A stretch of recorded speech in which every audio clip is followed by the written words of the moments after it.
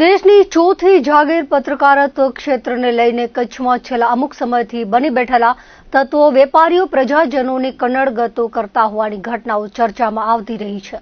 તે દરમિયાન મુન્દ્રામાં પણ આવી જ એક વધુ ફરિયાદ દાખલ થઈ છે. કચ્છમાંથી પ્રેસના નામે કે પ્રેસના ઓઠા તળે કોઈ વેપારીને હેરાન પરેશાન કરી અને તોડ કરવાના ત્રાગાઓ રચાયા હોવાની ઘટના સામે આવી છે. પ્રેસના નામે વેપારીને હેરાન કરીને મોટી રકમ પડાવી લેવા બાબતે પ્રાગપર પોલીસ મથકે ફરિયાદ નોંધાવાઈ હતી. મુન્દ્રા તાલુકાના ગુંદાલા ગામે આદિપુરના ટ્રાન્સપોર્ટર સાથે 45,000ની લૂંટ કરવામાં આવી હતી, જેમાં સામસામે ફરિયાદ નોંધાવવામાં આવી છે. આ બાબતે મળતી વિગતો મુજબ ફરિયાદીના જણાવ્યા પ્રમાણે તેઓ ગુંદાલા સીમમાં પ્લાસ્ટિકના ખાલી બેરલનો વેપાર કરે છે. સાઇટ પર બુલેટ લઈને આરીફ અને વવાર ગામમાં રહેતા હરિસુમાર ગઢવી આવ્યા અને બંને જણાએ બોલાચાલી કરી હતી અને પૈસાની માંગણી કરી હતી. સાહેદ મનોહરસિંહ સોઢાના પેન્ટના ખિસ્સામાં 45,000 રૂપિયા ધંધાના હતા, જે હરિએ કાઢી લીધા હતા.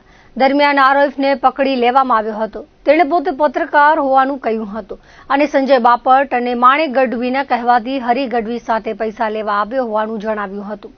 આરીફને પકડીને પોલીસને હવાલે કરવામાં આવ્યો હતો. અગાઉ માણેક ગઢવીએ ફરિયાદીને રૂબરૂ મળી સંજય બાપટના નંબર આપ્યા હતા. મુન્દ્રા તાલુકામાં કોઈ ધંધો કરવો હોય તો દર મહિને રૂપિયા આપવા પડશે.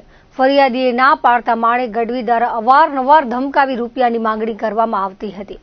અવારનવાર ફોન કરી ખંડણી માંગવામાં આવતી હોવાથી ગુનો દાખલ કરાવાયો હતો.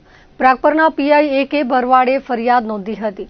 PSI સાથે વાત કરતા તેમણે જણાવ્યું હતું કે આ બનાવમાં આરીફ ખલીફા, સંજય બાપટ અને માણેક ગઢવીની અટક કરવામાં આવી છે, જ્યારે હરિસુમાર ગઢવીની ધરપકડ બાકી છે.